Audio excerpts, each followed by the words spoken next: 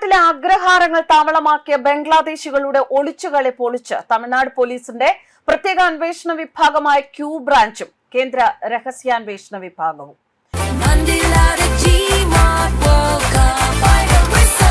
ഗോളടിക്കൂ, football സമ്മാനമായി നേടൂ. LED ടിവികൾക്ക് 70% വരെ ഡിസ്കൗണ്ട്. ആഘോഷിക്കൂ ഈ ഫുട്ബോൾ വേൾഡ് കപ്പ് ഗോപുനന്ദിലെ ജിമാർട്ടിനൊപ്പം.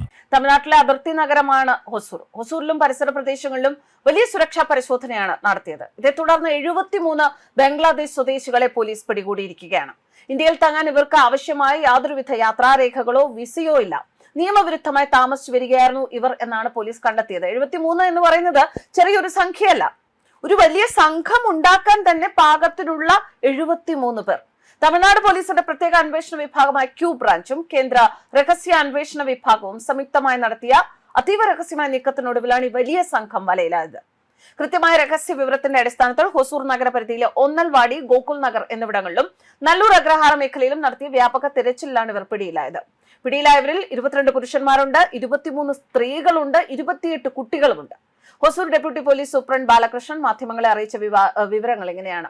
ജില്ലയിലെ വ്യാവസായിക മേഖലയുടെ ഹൊസൂരിൽ കുറഞ്ഞ വേതനത്തിൽ ജോലി ലഭിക്കാൻ എളുപ്പമാണ് എന്നതിനെ മുൻകൂട്ടി കണ്ടാണ് അവർ ഈ പ്രദേശം താവളമാക്കി. ഇവരിൽ ഭൂരിഭാഗം പേരും തദ്ദേശീയരായ ആളുകളുടെ സഹായത്തോടെ വ്യാജ ഐഡന്റിറ്റി കാർഡുകളും മറ്റും നിർമ്മിച്ച് ഫാക്ടറികളിലും നിർമ്മാണ മേഖലകളിലും തൊഴിലാളികളായി ജോലി ചെയ്തു വരികയായിരുന്നു. പിടിയിലായ ബംഗ്ലാദേശികളുടെ പശ്ചാത്തലം എന്താണ്, അവർക്ക് വ്യാജരേഖകൾ ചമയ്ക്കാൻ പ്രാദേശികമായി സഹായം നൽകിയവർ ആരൊക്കെയാണ്, ഇതിനെക്കുറിച്ചുള്ള വിശദമായ അന്വേഷണത്തിലാണ് പോലീസ്. ബംഗ്ലാദേശിൽ നിന്ന് അതിർത്തി വഴി പശ്ചിമ ബംഗാളിലെ മൂർഷിദാബാദ് പോലുള്ള സ്ഥലങ്ങളിൽ എത്തുകയാണ് ഇവരുടെ ആദ്യപടി. അവിടെ നിന്ന് പ്രാഥമികമായ വ്യാജരേഖകൾ സംഘടിപ്പിക്കുക, അതിനുശേഷം ഇന്ത്യയുടെ വിവിധ ഭാഗങ്ങളിലേക്ക് പോകുക. അതിൽ വലിയൊരു വിഭാഗം സ്ഥിരമായി തൊഴിൽ ലഭിക്കാനുള്ള ഹൊസൂർ പോലുള്ള സ്ഥലങ്ങളുടെ സാധ്യത കണക്കിലെടുത്ത് ഒരുപക്ഷെ കേരളത്തിലേക്ക് അല്ലെങ്കിൽ തമിഴ്നാട്ടിലേക്ക്, ബാംഗ്ലൂർ, കർണാടക ഭാഗത്ത് ഇങ്ങനെയാണ് പോകുന്നത്. പശ്ചിമ ബംഗാളിൽ നിന്നുള്ള അതിഥി തൊഴിലാളികൾ എന്ന ലേബലിൽ എത്തുന്ന ഇവർ പിന്നീട് ഇവിടെയുള്ള പ്രാദേശിക വിലാസങ്ങൾ ഉപയോഗിക്കും. പിന്നീട് ഇന്ത്യൻ പൗരന്മാരായി ജീവിക്കാൻ തുടങ്ങും. ഈ വ്യാജരേഖ നിർമ്മാണത്തിന് പിന്നിൽ ബംഗളൂരു കേന്ദ്രമായി പ്രവർത്തിക്കുന്ന ഒരു വലിയ മാഫിയ സംഘമുണ്ട് എന്ന് പോലീസ് കണ്ടെത്തിയിരുന്നു. 700 രൂപ മാത്രം മതിയാകും. അത്രയും തുക കൊടുത്ത് ഇവർ നൽകുന്ന രേഖകൾ കണ്ടാൽ വ്യാജമാണെന്ന് തിരിച്ചറിയാൻ പ്രയാസമാണ്.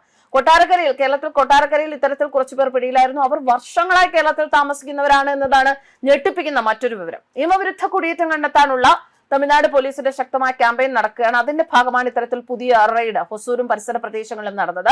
കഴിഞ്ഞ ഏതാനും മാസങ്ങളായി സംസ്ഥാനത്തിന്റെ വിവിധ ഭാഗങ്ങളിൽ നിന്ന് നിരവധി ബംഗ്ലാദേശികളെ പോലീസ് പിടികൂടുകയും ജയിലിലേക്ക് അയക്കുകയും ചെയ്തിട്ടുണ്ട്. നിലവിൽ പിടികൂടിയ 73 പേരുടെയും വ്യക്തിഗത വിവരങ്ങളും രേഖകളും ഔദ്യോഗികമായി രേഖപ്പെടുത്തുന്നതിനുള്ള നടപടികൾ പോലീസ് പൂർത്തിയാക്കിക്കൊണ്ടിരിക്കുകയാണ്. എല്ലാ നിയമപരമായ ഫോർമാലിറ്റികളും പൂർത്തിയാകുന്നതോടെ ഇവരെ സേലം ജില്ലയിലെ ആത്തൂരിലുള്ള ബംഗ്ലാദേശികൾക്കായുള്ള പ്രത്യേക താൽക്കാലിക ട്രാൻസിറ്റ് ക്യാമ്പിലേക്ക് മാറ്റും.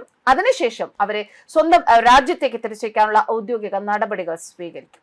ന്യൂസ് ഡെസ്ക് കർമ്മ ന്യൂസ്.